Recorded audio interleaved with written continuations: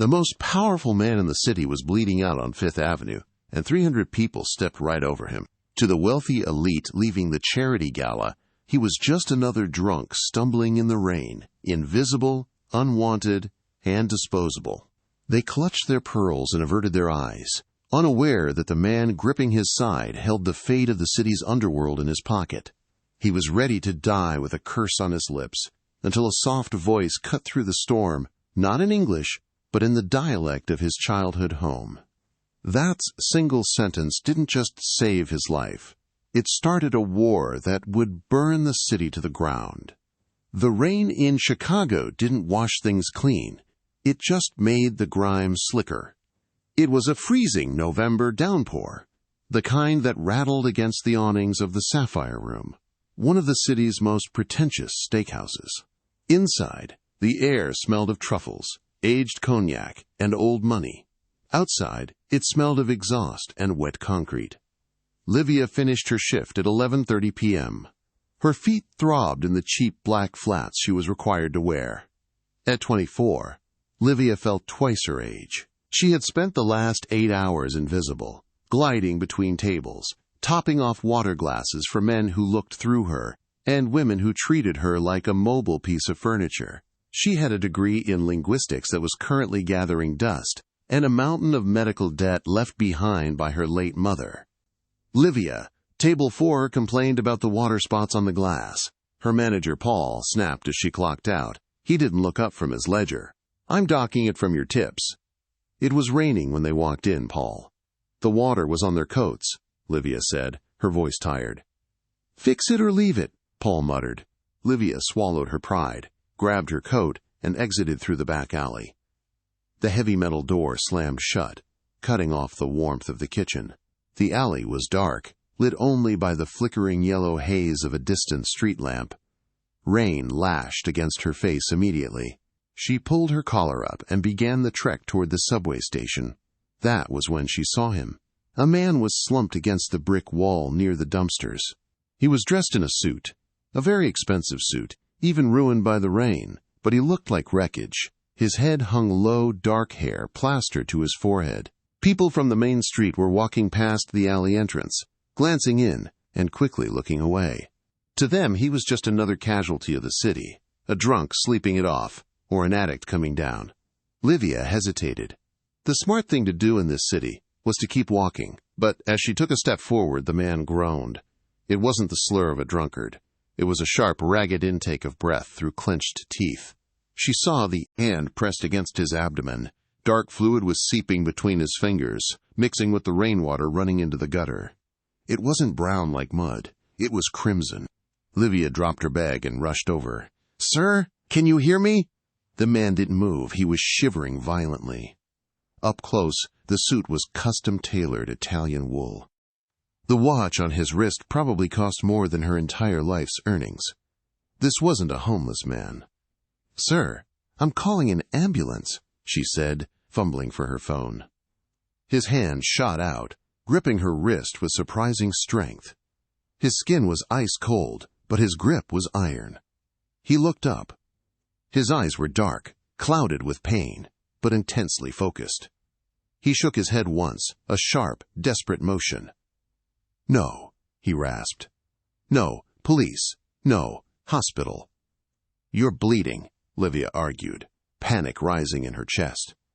"You're going to die right here." "Let me die." He wheezed, his head dropping back against the brick. "Better than them." He was delirious. Livia looked around. The alley was empty.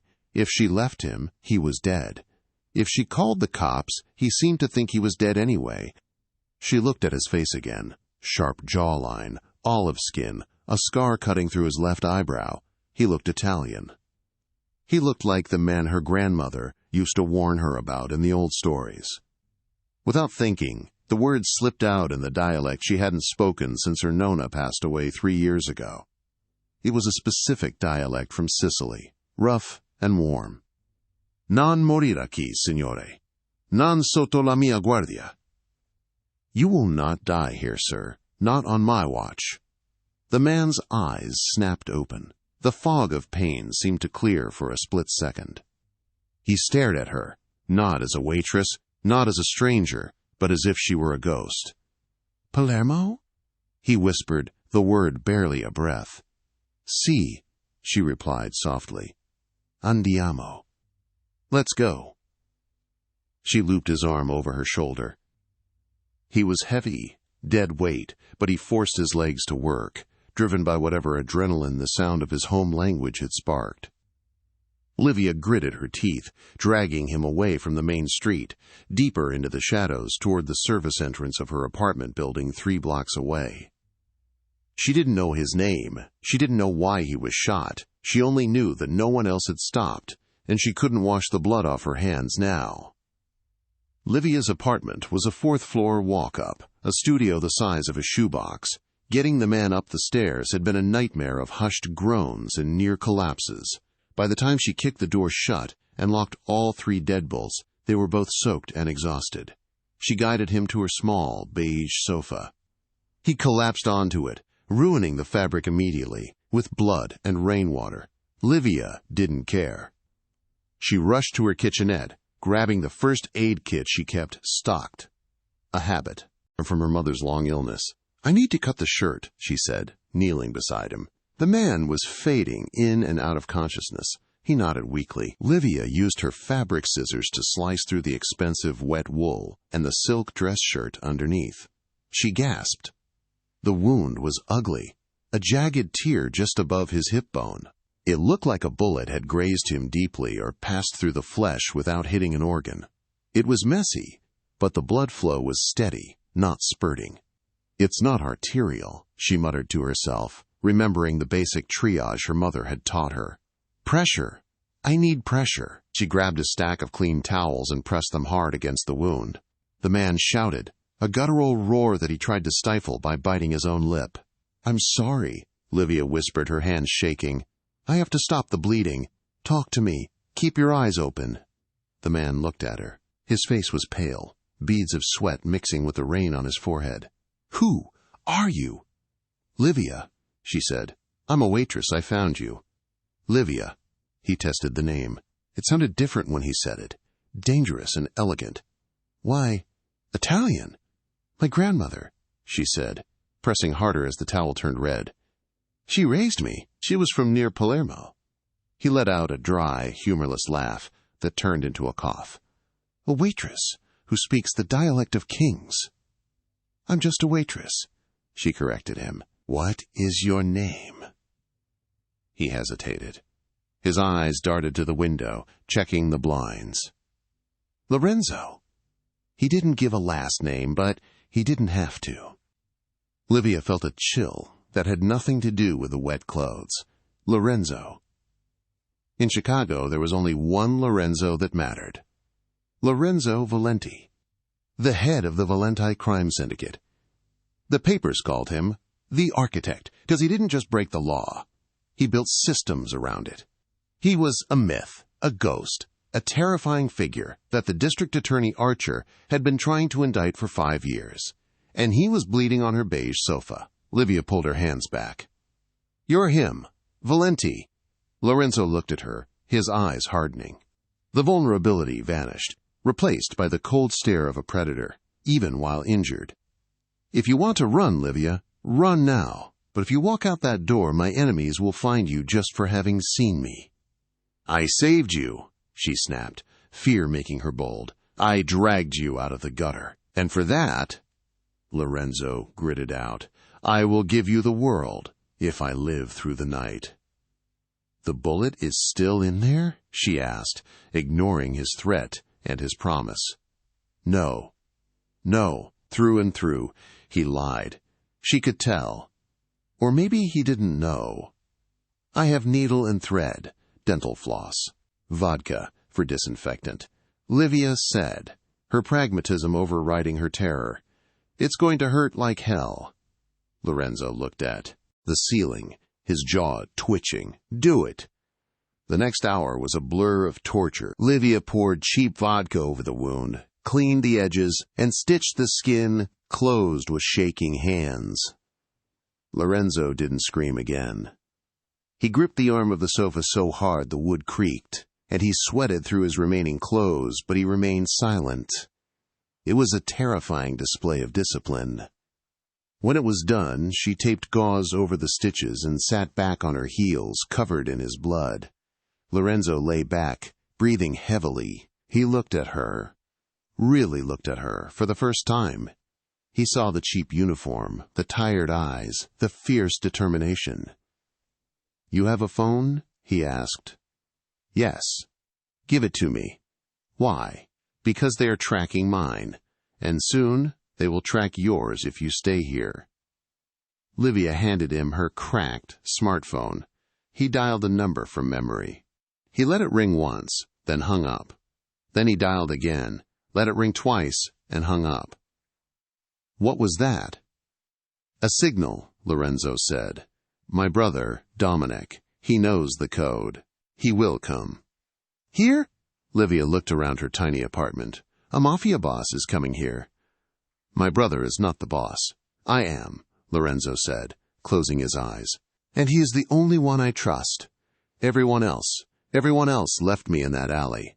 "Who did this to you?" Livia asked. "The man I was supposed to meet for peace talks," Lorenzo murmured, his voice fading as exhaustion took over. "Victor Draven. He broke the truce." Livia felt the blood drain from her face. Victor Draven was a name even waitresses knew. He was a brutal, new-money gangster pushing into the city with Russian backing. If Draven was hunting Lorenzo, the entire city was about to become a war zone. "Rest," Livia said, standing up to wash her hands. "I'll watch the door." Lorenzo's hand shot out again, catching her wrist. Gentle this time. "Why?" he asked. "Why did you stop? Everyone else walked by." Livia looked down at him. "Because I know what it's like to be invisible, Lorenzo. And no one should die alone in the rain." He held her gaze for a long second, something unreadable shifting in his dark eyes.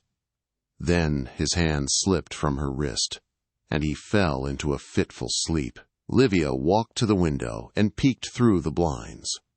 Down on the street, a black SUV rolled slowly past her building. It didn't stop, but it slowed down. She wasn't invisible anymore.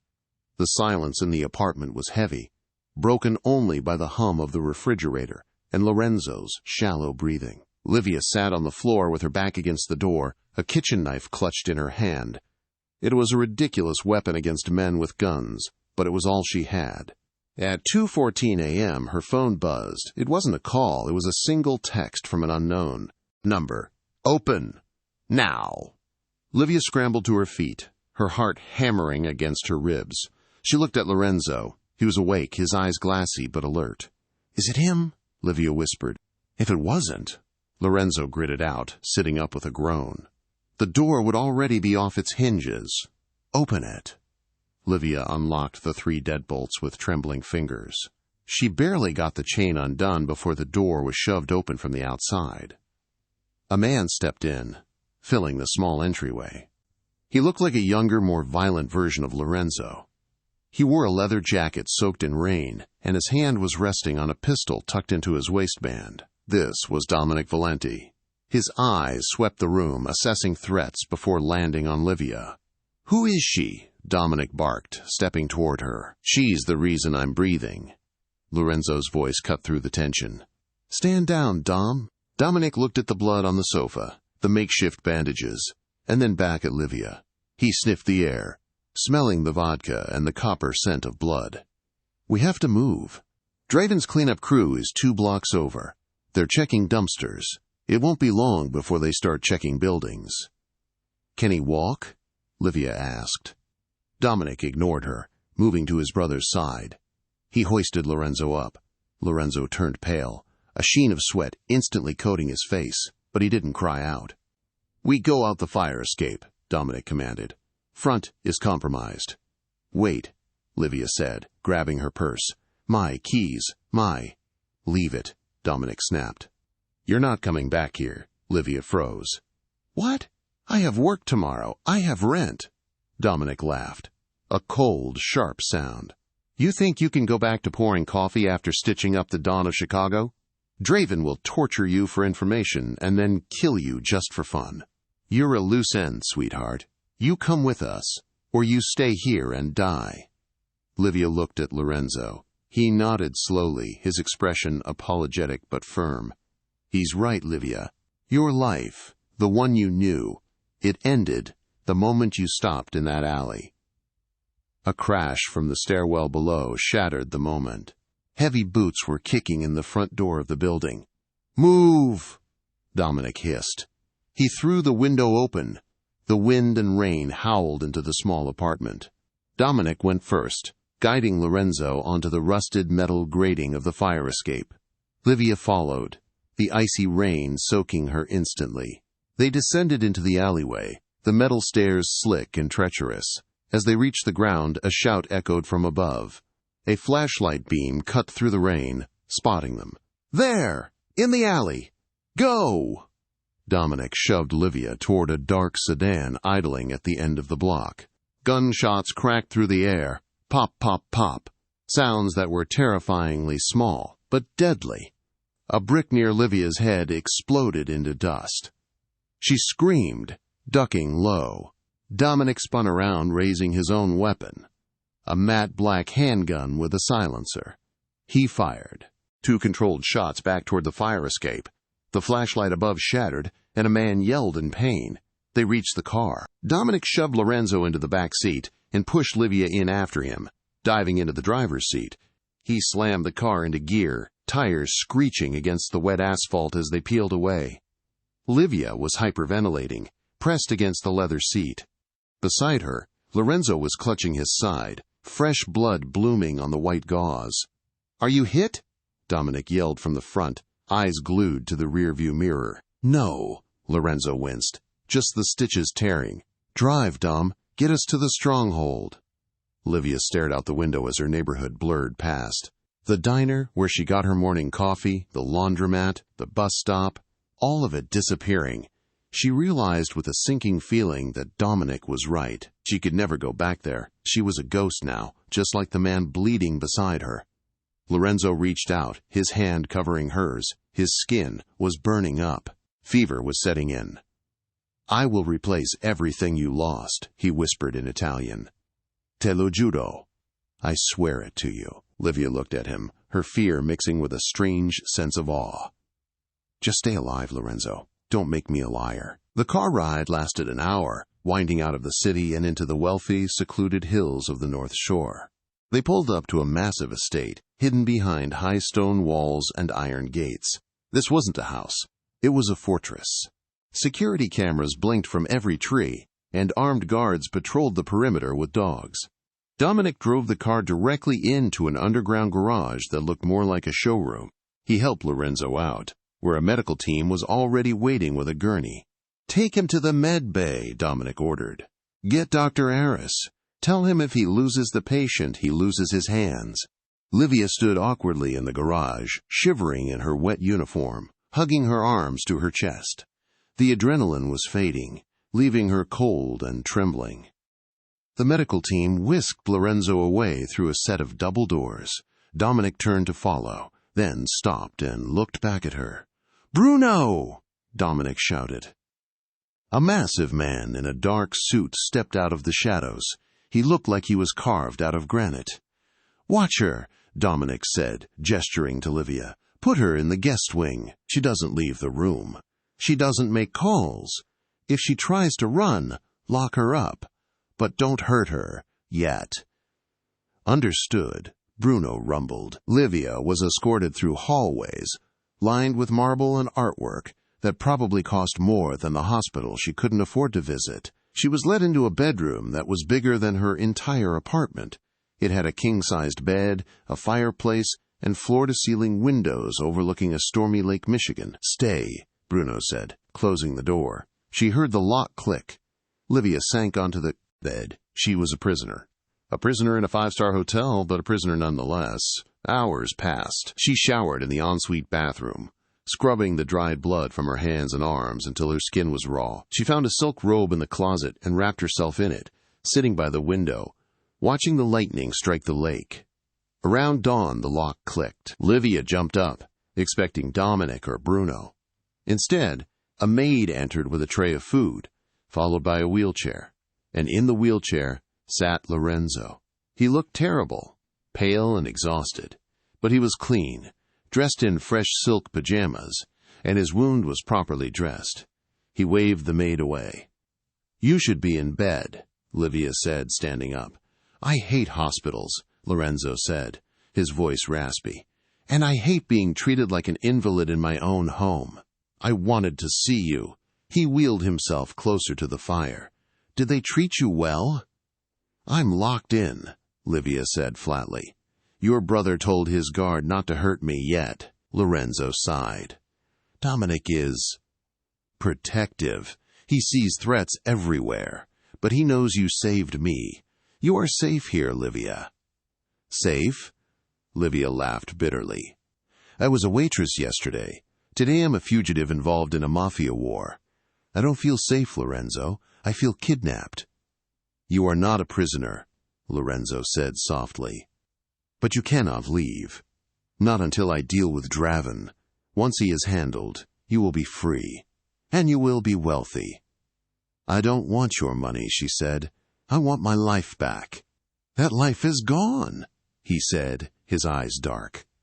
"Draven has spies everywhere. The police, the hotels, the restaurants. If you go back, he will find you. He will use you to get to me." He wheeled closer, reaching into the pocket of his robe. He pulled out a small velvet box and tossed it to her. Livia caught it. She opened it to reveal a phone. A brand new, secure smartphone. "It's encrypted," Lorenzo said. "You can browse, read the news. But no outgoing calls that aren't monitored. It's for your safety." Livia placed the phone on the table. "Who is the traitor?" The question hung in the air. Lorenzo stiffened. "What makes you think there's a traitor?" "You said you were meeting Draven for peace talks," Livia said, her mind working fast. "You said he broke the truce, but when you were on my couch, delirious, you mumbled something else. You said, 'The door was open.'" Lorenzo went deadly silent. The fire crackled. "The meeting was in a warehouse," Lorenzo said slowly. "It was neutral ground. It was supposed to be locked down. Only my inner circle had the keys to the rear exit. But when Draven's men came in, they came in through the rear. So someone close to you sold you out," Livia concluded. "Yes," Lorenzo admitted. "And until I find out who, I can trust no one, except Dominic and you." "Why me?" "Because you have nothing to gain by my death," Lorenzo said, "and because you spoke Sicilian to me. That dialect, it's from the old country, specifically the village where my mother was born." "Corleone." Livia nodded. "My Nona was from there." "Then we are blood in a way," Lorenzo said. "In this world, that matters more than money." Suddenly there was a commotion in the hallway. Voices raised in anger. Livia heard Dominic shouting, and another voice, smooth, older, and speaking rapid-fire Italian. Lorenzo's face darkened. "My consigliere, Stefano." "He's angry?" Livia asked. "He's panic-stricken," Lorenzo corrected. "Listen." Livia moved closer to the door. She pressed her ear against the wood. The voices were muffled, but her grandmother had ensured her Italian was fluent, not just conversational.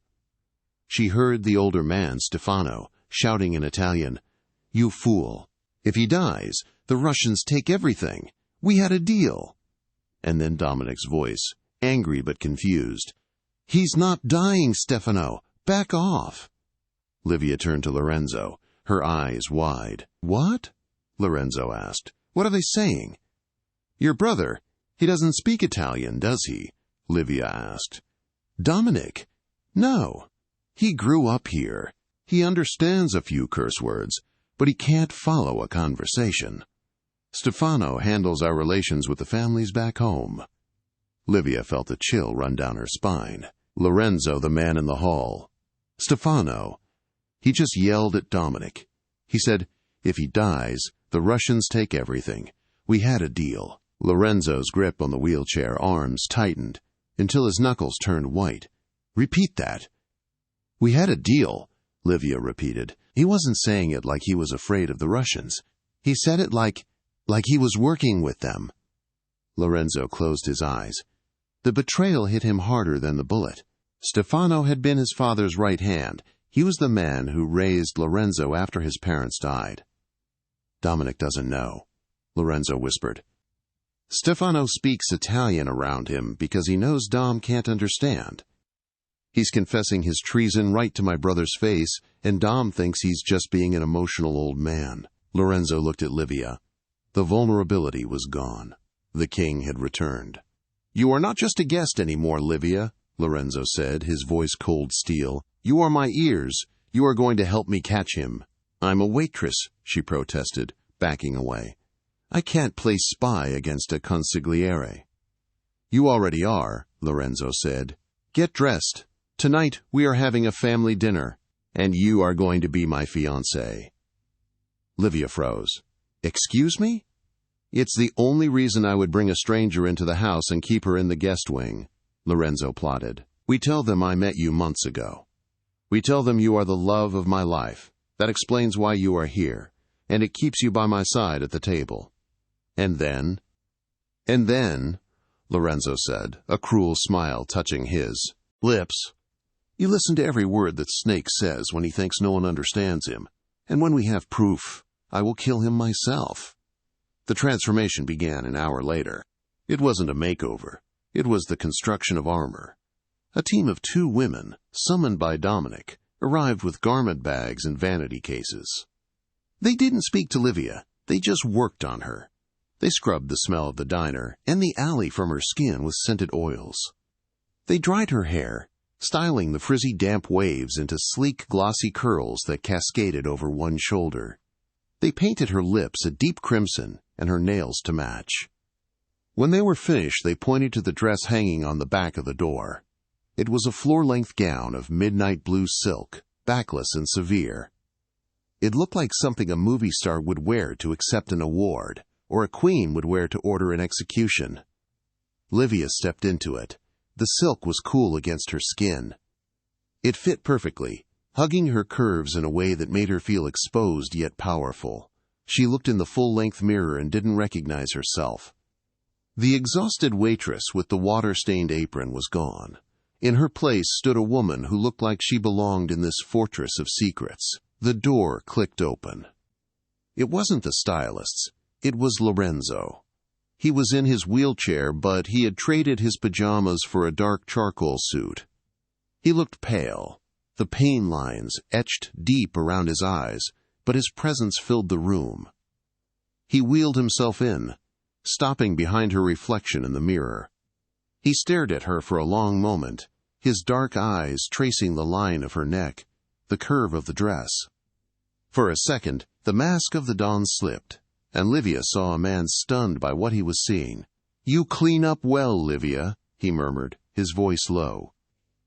"I feel like I'm wearing a costume," she replied, turning to face him. "This isn't me." "It has to be," Lorenzo said, his voice hardening again. "Tonight, you are not Livia the waitress. You are Livia, the woman who captured my heart before the shooting. We met 6 months ago at an art gallery. You don't know anything about my business. You think I'm in import-export. And most importantly, you do not speak Italian." Livia frowned. "But that's the whole point. You want me to listen to Stefano." "Exactly." Lorenzo wheeled closer. "Stefano is arrogant. He thinks he is the smartest man in the room. If he knows you speak the dialect, he will clamp his mouth shut. But if he thinks you are just a beautiful, ignorant American trophy I picked up to comfort me in my recovery, he will speak freely. He will insult you. He might even discuss business right in front of your face, assuming you are deaf to his words."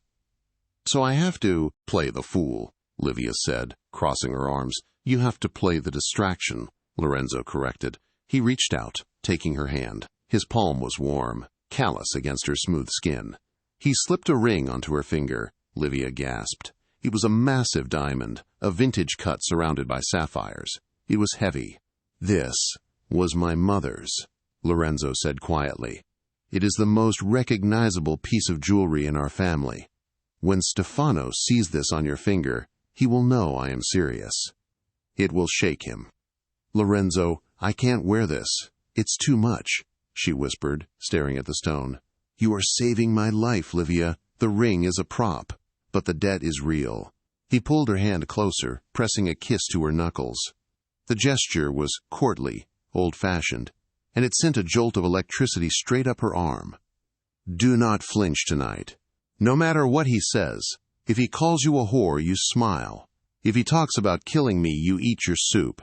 You only react when we are back behind these doors. Do you understand?" "I understand," she breathed.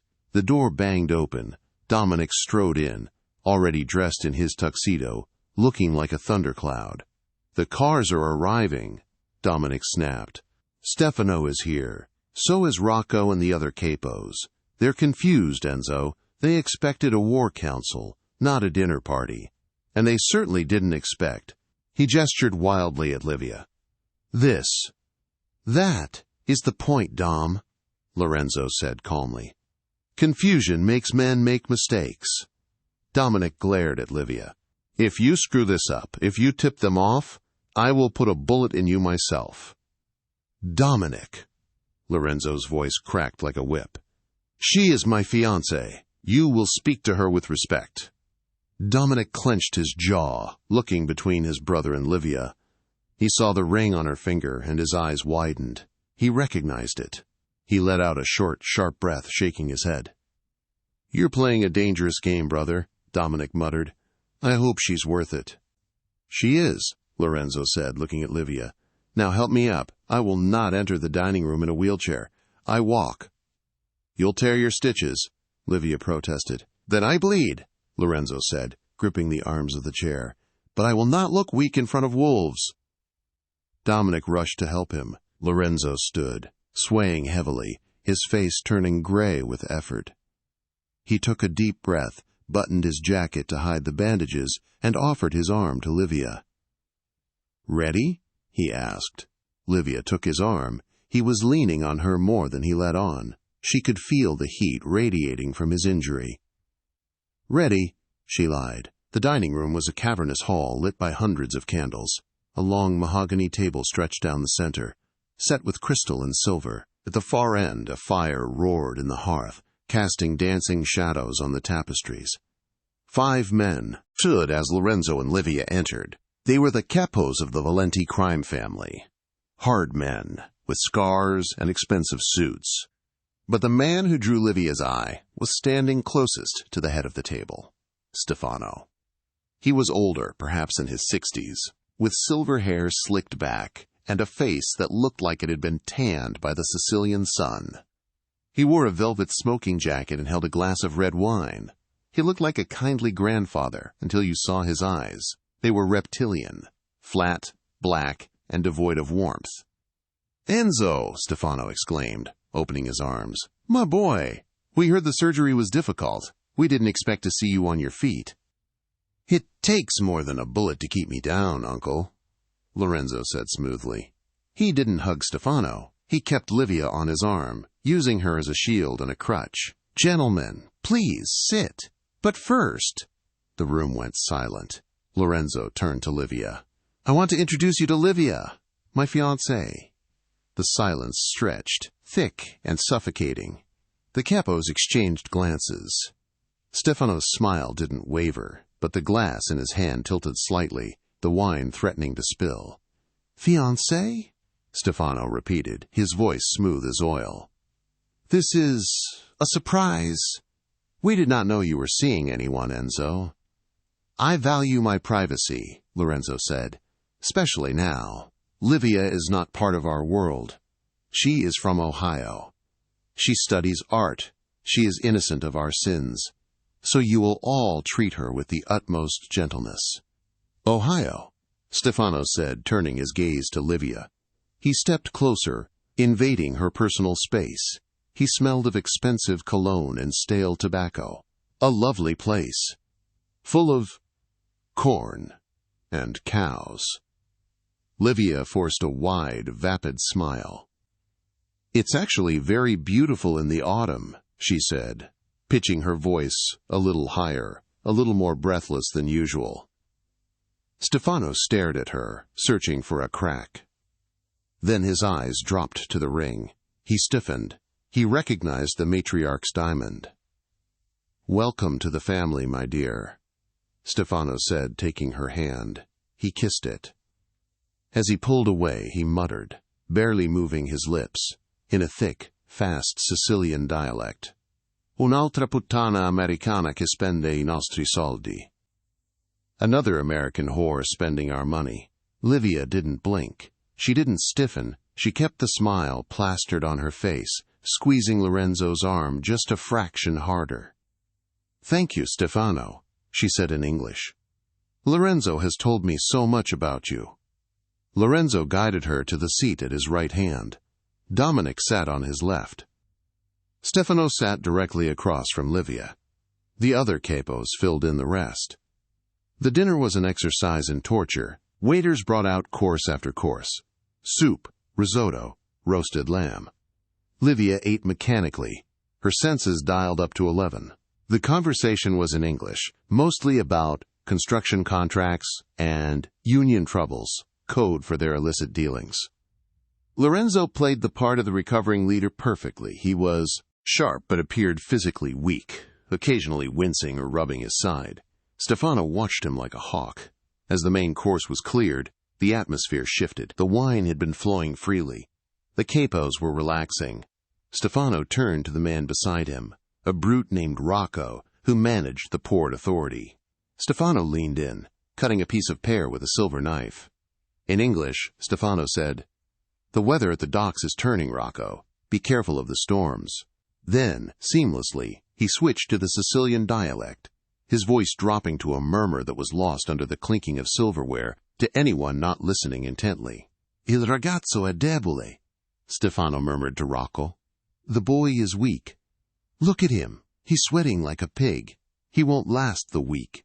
Rocco grunted, keeping his eyes on his plate. "The Russians are impatient, Stefano. Drevin wants the territories by Friday." Livia took a sip of water, her heart hammering against her ribs.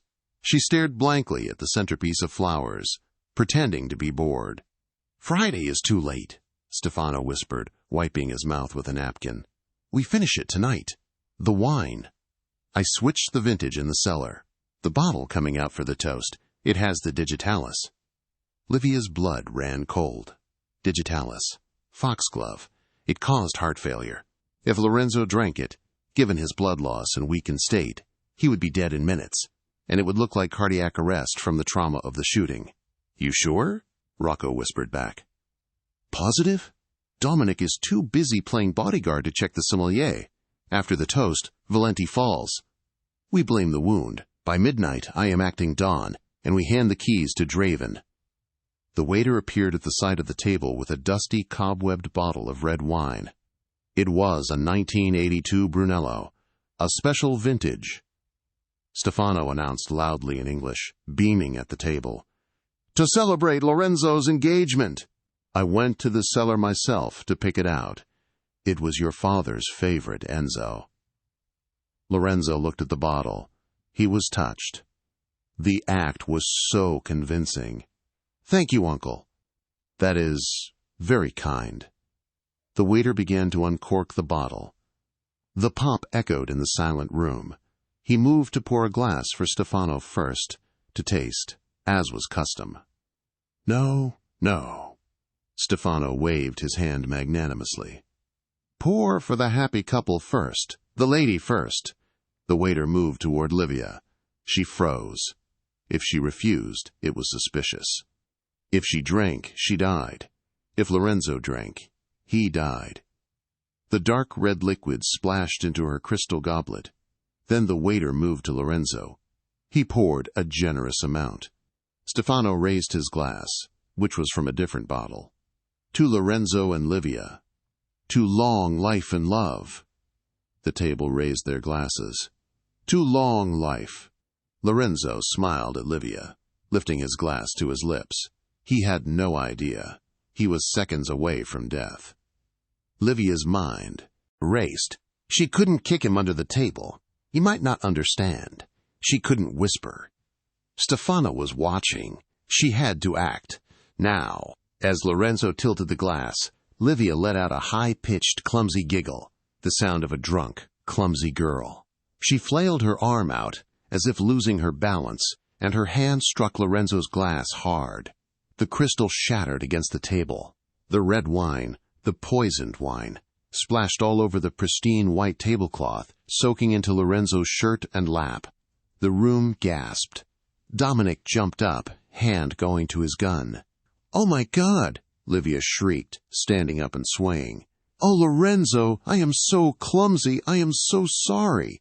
She grabbed a napkin and began frantically dabbing at his chest, leaning in close.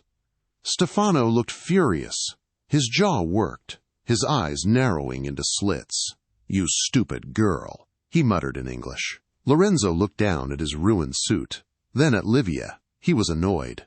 "Livia, it's fine. Stop."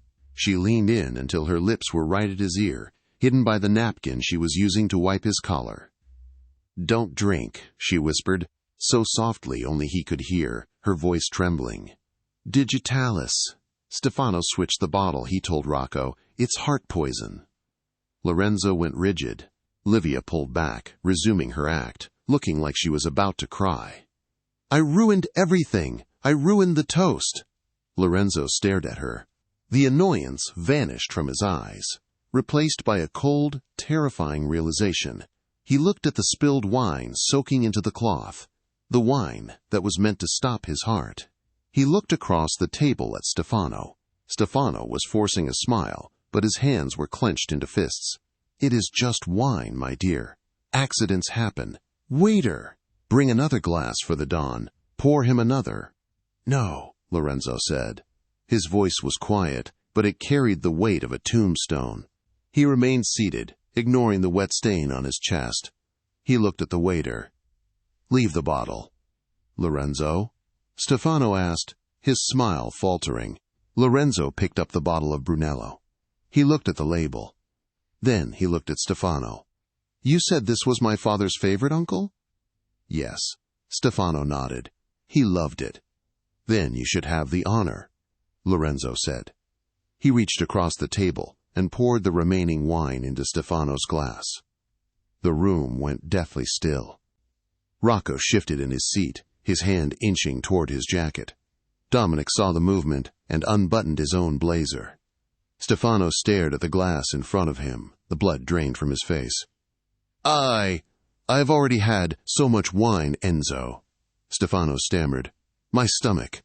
"I insist," Lorenzo said, his voice dropping an octave. "It would be rude to refuse a toast to my future, wouldn't it? Unless you don't think I have a future." Stefano looked at the wine.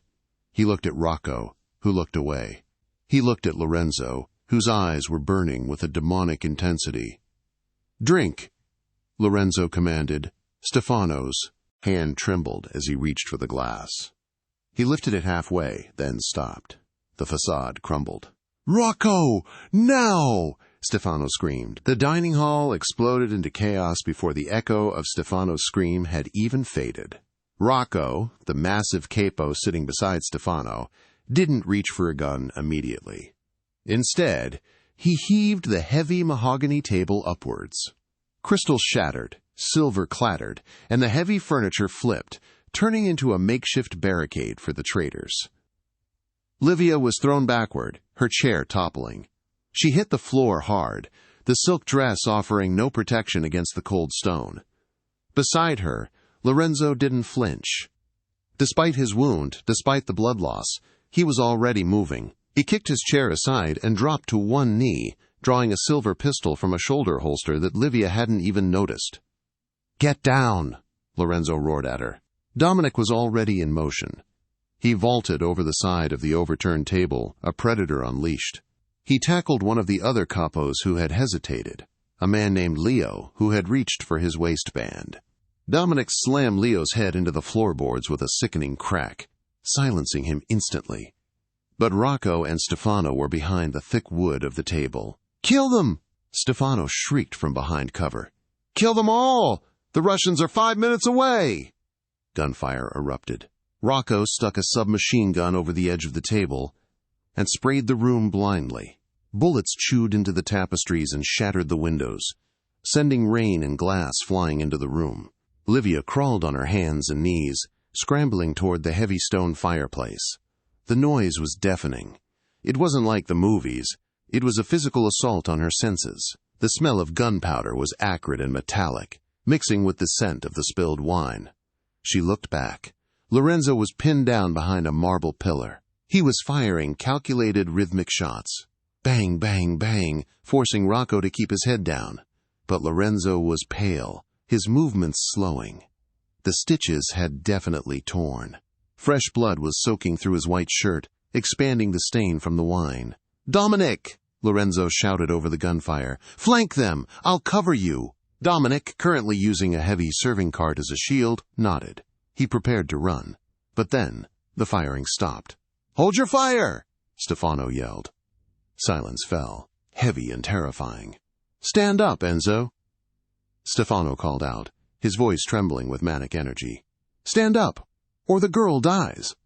Livia froze. She was behind the fireplace. She was safe. What was he talking about? She peeked around the stone edge. Her heart stopped. Stefano wasn't behind the table anymore. During the chaos of Rocco's spray and pray, the old man had circled back through the servants' entrance. He was standing 10 feet away from her, and he had a gun pressed to the temple of a weeping maid, the young girl who had brought Livia her breakfast that morning. "I said stand up," Stefano screamed, "or I paint the wall. With this girl's brains?" Lorenzo stepped out from behind the pillar. He lowered his gun slowly. Dominic, seeing his brother exposed, hesitated, then stood up as well, his hands raised. "Let her go, Stefano," Lorenzo said calmly. "She's a servant. She knows nothing." "She's leverage," Stefano spat. "Drop the guns. Both of you. Kick 'em over here." Lorenzo stared at Stefano. "You sold us to Draven for what? Money? Power? You're 70 years old, Stefano. You have 1 foot in the grave." "I sold you for respect," Stefano shouted. "Your father listened to me. You treat me like a relic. You modernize. You ignore the old ways. Draven promised me the city. He promised me the seat at the head of the table. Draven promised you a bullet in the back of the head once I was gone," Lorenzo said dryly. "He doesn't share power." "Shut up!" Stefano pressed the barrel harder into the crying maid's skin. "Rocco, kill them!" Rocco stood up from behind the table, leveling his machine gun at Lorenzo's chest. Lorenzo didn't look at Rocco. He didn't look at Stefano. He looked at Livia. She was still hidden in the shadows of the fireplace, just a few feet behind Stefano. The traitor didn't know she was there. He thought she was cowering under the table or dead. Lorenzo's eyes locked onto hers for a fraction of a second. He gave the slightest, almost imperceptible nod. It wasn't a command. It was a question. "Can you do this?" Livia looked at the maid. The girl was terrified, shaking, her life hanging by a thread. Then she looked at Lorenzo, the man who had offered her a world she didn't understand, but who had protected her when no one else would. Livia wasn't a soldier. She didn't have a gun, but she had the element of surprise, and she had a heavy cast-iron fire poker resting on the hearth right next to her hand. She gripped the cold iron handle. She thought of the alley. She thought of the rain. She thought of the invisibility that had defined her whole life. She wasn't invisible anymore. Livia lunged. She didn't scream. Screaming gave a warning. She moved with silent, desperate fury. She swung the iron poker with both hands, aiming not for Stefano's head, but for the arm holding the gun. Crack! The sound of iron hitting bone was sickeningly loud. Stefano shrieked, a high-pitched wail of agony. His arm shattered. The gun clattered uselessly to the floor. The maid scrambled away, sobbing. Stefano spun around, shock written all over his face. He saw Livia standing there, breathing hard, the poker raised for another strike. "You!" he gasped. That was all he got out. Bang! A single shot rang out. Stefano's head snapped back. He collapsed backward, a neat hole in the center of his forehead. Lorenzo stood there, his gun smoking. Rocco, seeing his boss fall, roared and turned his machine gun toward Livia. But he was too slow. Dominic was already moving. He didn't shoot. He charged. He hit Rocco like a freight train, driving him backward through the floor-to-ceiling window. The glass shattered outward. Both men tumbled out onto the stone terrace in the pouring rain. Livia dropped the poker. Her hands were shaking uncontrollably. She stared at Stefano's body. The reptilian eyes were open, staring at nothing. Livia! Lorenzo was there instantly. He dropped his gun and grabbed her shoulders, turning her away from the carnage. "Are you hurt? Did he touch you?" I broke his arm," Livia stammered, the adrenaline crashing. "I hit him." "You saved us," Lorenzo said, his voice fierce. "You saved us all."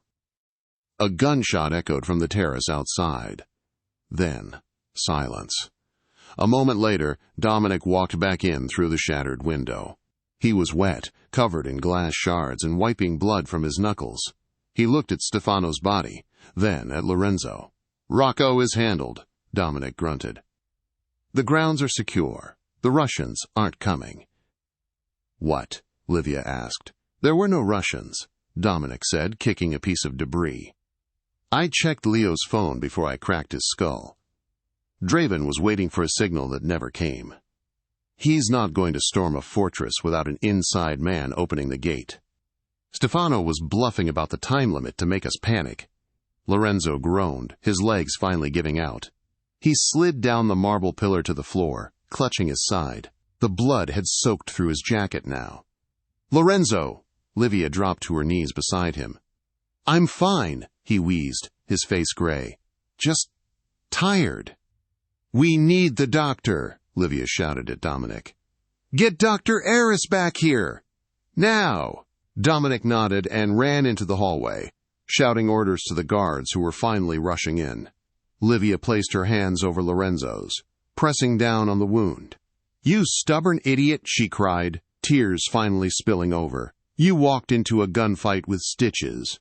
Lorenzo looked up at her. His eyes were hazy, but he was smiling. He reached up with a bloody hand and touched her cheek. "Hai combattuto come una leonessa," he whispered. "You fought like a lioness." "Stop speaking Italian and stay awake," she ordered. "Livia," he murmured, his thumb brushing away a tear. The deal is done. You are free. You can go." Livia looked at the destruction around them, the dead traitor, the shattered glass, the blood on her silk dress. She looked at the ring on her finger, the heavy, cold diamond that belonged to a matriarch. She realized then that she didn't want to go. The world outside, the diner, the manager Paul, the lonely apartment, it felt gray and distant. Here, amidst the danger, she felt alive. She felt seen. "I'm not going anywhere," she whispered, leaning her forehead against his. Lorenzo's grip on her hand tightened. "It's a dangerous life, Livia. There is no turning back." "Good," she said, pressing harder on his wound to staunch the flow. I was getting tired of playing it safe. 3 months later, the winter snow had blanketed Chicago in white, hiding the grime of the city. Inside the Sapphire Room, the steakhouse was busy. Paul, the manager, was yelling at a new waitress for dropping a fork. He was red-faced and petty, exactly as he had always been. The front door opened. The restaurant went quiet. Lorenzo Valenti walked in. He walked with a cane, a sleek black ebony stick with a silver handle, but he moved with power. He was flanked by Dominic and 2 other guards. But the person on his arm drew the most attention. Livia wore a coat of white cashmere and diamond earrings that caught the light. She looked nothing like the girl who used to scrub the tables here. She carried herself with a lethal grace, her chin held high. Paul's jaw dropped. "Livia?" She stopped in front of him. Lorenzo stood beside her, his expression stony, daring anyone to disrespect her. "Hello, Paul," she said pleasantly. I thought you vanished." Paul stammered. You missed your shift. I fired you." "I know." Livia smiled. "I just came by to settle my tab." She reached into her purse and pulled out a thick envelope. She dropped it on the podium. "That's for the water spots on the glasses," she said. "And I'm buying the restaurant." Paul choked. "What?" "We are buying the building," Lorenzo corrected smoothly. "My fiancé doesn't like the management. We're turning it into a shelter for the city's homeless. A place where people can come in out of the rain." Livia looked at Lorenzo. He squeezed her hand. It was their first public project. A way to ensure no one else would ever have to bleed out in an alley, invisible and alone. "Keep the change, Paul," Livia said. She turned on her heel, her arm linked with the King of Chicago. They walked out into the snowy night, leaving the silence behind them. Livia didn't look back. She had a city to rule. And that is the story of how one simple act of kindness changed the fate of an entire city. Livia thought she was saving a stranger, but in the end, she saved herself. It proves that sometimes the strongest person in the room isn't the one with the gun, but the one with the heart to stop and help. If you enjoyed this story, please hit that like button. It really helps the channel grow and lets me know you want more stories like this. Subscribe and turn on notifications so you never miss a part. And I have a question for you. If you saw a dangerous-looking man bleeding in an alley, would you have stopped to help, or would you have walked away like everyone else? Let me know your answer in the comments below. Thanks for watching, and I'll see you in the next story.